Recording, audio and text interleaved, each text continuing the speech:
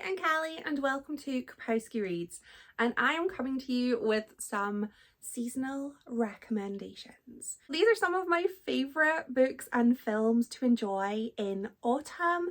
I don't think these are scary, and I am scared of everything. We have like motion sensors in our house because I'm so scared of the dark. I won't even go to the loo in the night. I need a light. I'm such a scaredy cat. So I'm hopeful that if I don't find these scary, that they shouldn't be scary, but I'm sorry if they are. I am going to start with some recommendations for books that include like Halloween-y kind of nods. Does that even make sense? I just think paranormal is I'm going to start with paranormal and then go on to books that I feel just have autumnal vibes. So let's start paranormal. I have to start with one of my favourite duologies, which is the Dread Nation series by Justina Ireland. It starts with Dread Nation and it ends with Deathless Divide. I love this series and I'm not a zombie girly. I can't think of anything featuring zombies that I would consider a loved form of media. This series was utterly spectacular. I highly recommend. It focuses mainly on our main character, who is Jane. This is Jane. And she starts off the series in a school for girls who fight against zombies. There's a zombie outbreak. And the series is just kind of about Jane trying to survive a zombie outbreak where people are awful. People are awful and people don't listen to common sense, and people are awful for a lot of the time. Jane is fantastic. Catherine, who is her kind of classmate, I love them. I love them both. This series broke my wee heart. I was so fully invested in it and I highly recommend. Of my recommendations, I would say that this duology is the sort of more dark in content. It's quite emotional in some parts of this. I found quite hard to read, but I absolutely adore this series and I don't feel enough people are talking about it, or I'm really late to the party. Very much could be the case. I am late to the party with a lot of these books, but I love them. And I did try to, this is such a sidebar, I tried to include books that I don't see being recommended that often because I feel like I could easily come and tell you, read Legends and Lattes, because you should if you want to. It's great. But you don't need me to tell you that. I'm not the first to say it. I'm not the first to say any of these books, I know. But that was my train of thought, was I want to pick recommendations that maybe just aren't out there as much. Off the back of me saying I don't enjoy zombie books, generally, I have a book that kind of has reanimation in it, which, what is a zombie if not a reanimated corpse? Undead Girl Gang by Lily Anderson. This book is so fun. Like, it gave me kind of Heather's vibes when it came to dialogue. This book is about Mila, who her best friend Riley sadly passes away, and Mila's like, something happened. I want to look into it. What better way to do this than to, I don't know, bring my friend back from the dead using magic? I can see no other option. So she does. And not only does she bring back Riley, she brings back two other girls who just so happen to be her high school bullies. And they have to work together as a quartet to find out who is killing these young women, because they are convinced that there's a serial killer on the loose. The town is like, no, just tragic accidents. But Mila is like, no, not a tragic accident. So brings her magic, brings back Bestie plus 2 plus 1s, and they work together, and it's almost kind of like healing for Mila, like therapy. And the girls who've been brought back from the dead just look like normal girls until they are too far away from Mila, and then boom, full corpse mode. And they use that they used that ability, and it was just this was such a fun book. very heartwarming. I think this book is perfect for this time of year, and it gets you that sort of zombie witchy moment without being scary. It's very cute. Another witchy moment, if that's what you want, and that's what I want also, is The Witchery by S. Isabel. I need to read book 2 in the series. I cannot find the UK cover of book 2. I'm also on a low spend year, so I'm not buying books. But if I was, I want book 2 of this in this cover. So I need to find it. I need to look harder, actually. I've only seen one cover and it's not this one. So this is set in a school for witches. And in this world, magic is kind of normalized, but also there are people who are like, we don't like people who have powers that we don't, and they're awful. So they're kind of like a constant threat that exists. And we have, again, a quartet of friends who are working together to stop a curse. There is a curse that affects the town, affects the school, and they're like, we need to find a way to stop this because people are going to get hurt and they don't want that. And we have this gorgeous tale of friendship. There's romances, there's different abilities. One of the witches doesn't have her witchy abilities yet, and I feel like the way that that is handled in this book is just really beautiful, of like, if it comes, it comes, it's fine. I loved this book and I'm so excited about the next one. The book really focuses on the 4 main characters, and they each, I feel, which is something that's kind of hard sometimes in multi-POV books or stories where you have a lot of characters. I feel like each of these characters gets their own story. And that's so important to me as a reader, to be like, I don't want a main person. I don't feel there's a main person. I feel like they each got their own moment. And for me, the necromancer moment was my favourite. But that just might be what I prefer in witchy books. I also have to recommend, maybe this isn't Halloween-y, but I think it is, because I think puppets are terrifying. Cat just made a noise. I think he agrees. The Shadow Glass by Josh Winning. This book takes place in our world. Everything's grand. A man inherits his father's puppet collection. His father used to make puppets that were very much, think Labyrinth, think Dark Crystal, that kind of puppet. And he has inherited them, and they're real. They are real, and he has to work together with a puppet to save the day. And I just really thought this was such a fun story. On Goodreads it is described as being horror, but I could read this before bed and I did not feel it was horror. Dark Crystal, however, I will never watch that film again because I still have nightmares about those itty bitty ribcage men. Skeksis terrify me. Not doing it. But this, I can read this before bed. And I thought this was such a fun story about him just being like, am I okay? This is the puppet. Why is the puppet talking to me? It's so fun. And I fell in love with the puppets. Not the guy, the puppets. Very, very fun book. And I need to read more books by this author.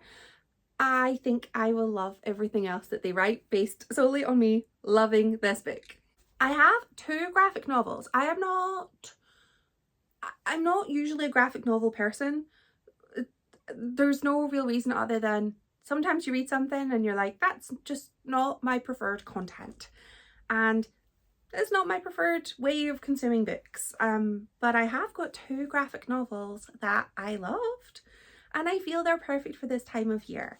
First is Mooncakes by Wendy Sue and Suzanne Walker. This is an adorable story about a witch and a werewolf, and they work together and kind of save the day. It's adorable. I cried. This made me cry. I don't even know if that's big for a graphic novel, but I thought this was adorable. It was heartwarming and it was charming, and it made my wee heart happy. I loved it. And not a million miles away from that, I have Fangs by Sarah Anderson, which is a graphic novel about a romance between a werewolf and a vampire. And it's adorable. And this was just an utterly charming collection. A very quick read, but this is if you want to have like a fun, you know, a fun afternoon. This make heartwarming. Actually, both of them heartwarming. Make a day of it. These next four are what I would describe as just having autumnal vibes. And sometimes I can't explain it, but I promise it makes sense. First up is a short story collection, The Strange Way of Dying by Silvia Moreno Garcia. This is a short story collection and one of the very few short story collections that I have given 5 stars to because I felt every story was exquisite. This is a little bit creepy at times, but after a creepy story comes a less creepy one. So it kind of takes you almost to scare time, but you know, the bus stops a little bit earlier. And I just thought this was an utterly exquisite collection. I love this author, I love her writing, and I love her short stories, and I hope that you do too. The one in here with the scorpion is it my favourite? I think it might be my favourite, but there's so many fantastic stories in this book, and they're all very seasonally appropriate, I think. I mean, you can read books whatever season you want. Within These Wicked Walls by Lauren Blackwood. This is a Jane Eyre inspired story, but with magic.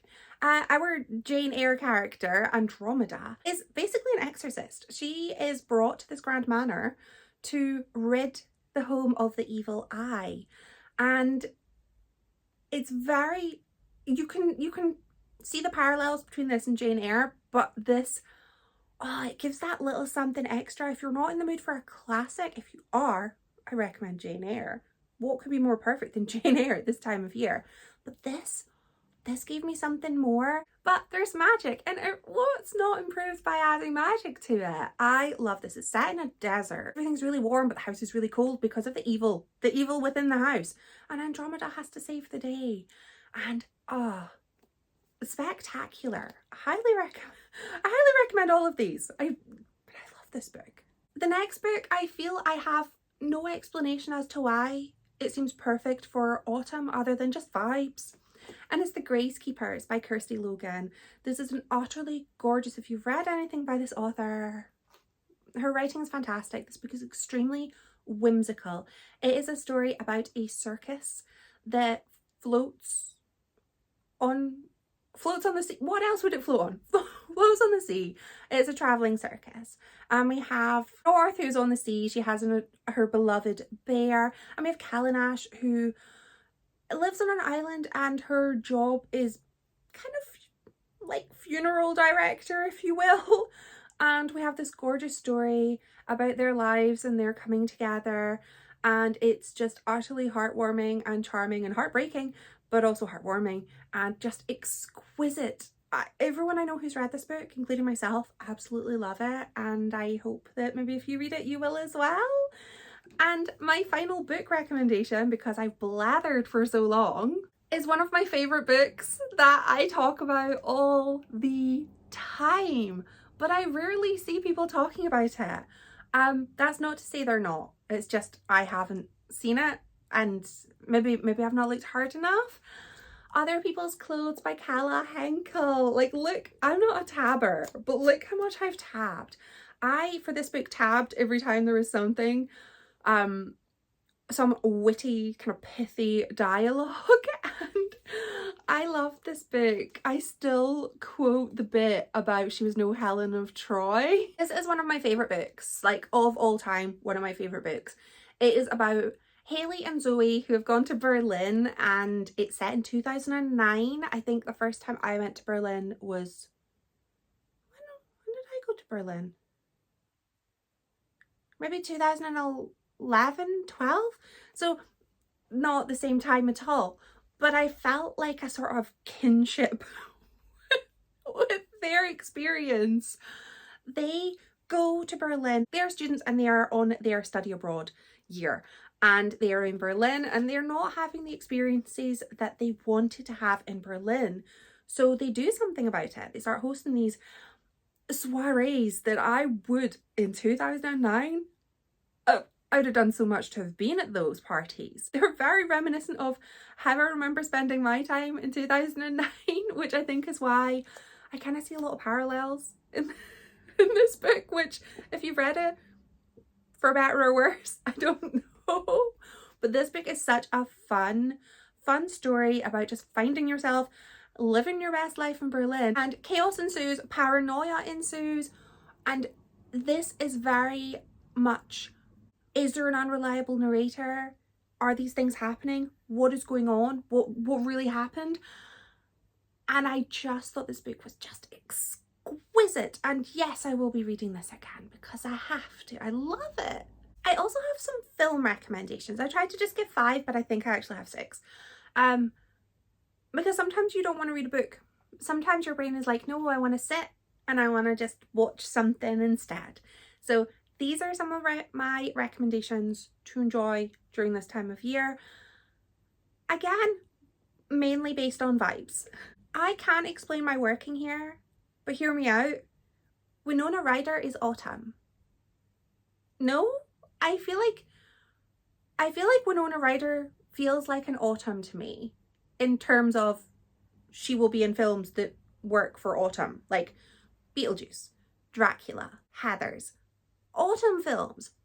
But I'm also going to suggest a different Winona Ryder film because I was watching TV last week, as sometimes I do, and I was watching, there's a terrible game show, and I love a terrible game show, like I'll watch them all. It's called Picture Slam, and it's on just before Strictly Come Dancing. So I was watching that with Alan Carr, who I think is charming, and the show is terrible, and yeah, I watch it. And there was a still from this film, and nobody knew what the film was. And I was like, what is wrong with you people? How do you not know this film? So then I realized maybe this film, it is older than I thought it was because it came out in 1990. I've loved it my whole life. So I just assume other people did too, but maybe they didn't. So yeah, I'm going to recommend Mermaids. This is I don't understand how the people on this show didn't know this film. It is exquisite. We have Winona Ryder, we have Cher, we have Christina Ricci, again, autumn, and we have Bob Hoskins, like an all star-studded cast. This single mum, Cher, travels to this small town to like start her life again, and her daughters, Winona Ryder and Christina Ricci, are like starting their lives up again, and they're so tired of moving around all the time. And it's such a small town story with these massive characters, and it's gorgeous. It's a wonderful film, highly recommend it. All-star cast, like so many amazing actors in one place. I'm also going to recommend Mona Lisa Smile. Again, star-studded cast. Julia Roberts, Julia Stiles, Kirsten Dunst, Maggie Gyllenhaal, lady whose name I can't remember, but she's in Once Upon a Time, and she plays Snow. Fantastic cast. This is about a school. Julia Roberts is a teacher and she's teaching all of these women about art, and they're like, yeah, that's cool, but as soon as I get married, I'm going to leave school and I'm not going to pursue my passion for art. And that's fine if that's your choice. But it's not the choice of a lot of these women. Due to the time period, they didn't really have as much of a choice as they would have today. And I feel this film's just so important and also just visually stunning. Damsels in Distress. I'm a huge Greta Gerwig fan, and this film is so fun. It is very light-hearted. It takes place in a university, so to me, university, autumn. I'm very much aware that my uni at least ran all year round. Well, September to June, but it was open more than just autumn. But in my mind, school equals autumn. This is a gorgeous story about a group of women trying to change their academic institute for the better. It is fun, it is gorgeous friendship moments. Adam Brody's in it. Why not? And there's a dance routine. Again, Greta Gerwig does love putting dance routines in most of her films, or at least most of the films I've watched have very much had dance. I'm thinking mainly of Frances Ha, which again almost was my pick, but I wanted to go with Damsels in Distress because it's more light-hearted and sometimes you want a chuckle. The Never-Ending Story has to be on this list. If you haven't seen The Never-Ending Story, I don't know. I actually don't know. I don't know if like part of my love of that story is nostalgia because I used to read the book as a kid. I have it here. This is not my original copy, but I watched the film when I was really little and I wanted to watch it again, but we didn't have it. So I got the book from the library and I used to just read it over and over and then eventually got a copy of the film. I love this film. It is about a little boy who finds himself brought into a story and he gets to witness this magical world on the brink of destruction, and he gets to kind of help and be like, I need to save the day. There are puppets. It's, again, visually just gorgeous. There is a luck dragon called Falcor. You will fall in love with him. There's no arguments there. You will. And it's heartwarming and it's lovely. There is a traumatic incident in this book that it's been about 30 years. It's probably been more than that. I'm still not okay with the horse. I'm still not okay with Artax. So you might want to, the second they're in a swampy bit, you might want to skip forward a bit if you've not seen the film, because, oh, my tears. But I love this film. It's gorgeous. The second one is weird. I'll watch it, but it's weird. You've Got Mail is quintessentially autumn. Gorgeous little romance between email pen pals who maybe they know each other in real life and they're not friends in real life and they're rivals. We've got a big bookstore owner who's not Amazon, but he's basically, well, not Amazon. I suppose at the time it would have been like, he's Mr. Waterstones. And we have like a small family-owned bookstore and they are rivals. But there's also the romance. There's also the email romance and it's so adorable. Tom Hanks and Meg Ryan, star-studded cast. Wonderful film, so cozy and lovely. And finally, again, I have no explanation for why I feel this is an autumn film. Center stage. I love films about dance. I can't dance. I just can't. But this is set in a ballet school and there's just something about this film that makes me feel perfect for autumn. And I think it's because maybe I want to curl up with a blanket and watch the people dance. I love it. It's just, again, gorgeous film, beautifully, like visually stunning. People finding themselves, friendship, dance. Like what more could you ask for? It's excellent. So in addition to all of my film recommendations, these are all of my book recommendations, and I hope that I've given enough recommendations that there's maybe something that you might want to try out. If you do, or if you do already like any of these things, let me know in the comments or let me know any of your recommendations, because I'm always happy to get more recommendations. I love autumn and I love finding more things to enjoy. Thank you so much for watching. Bye!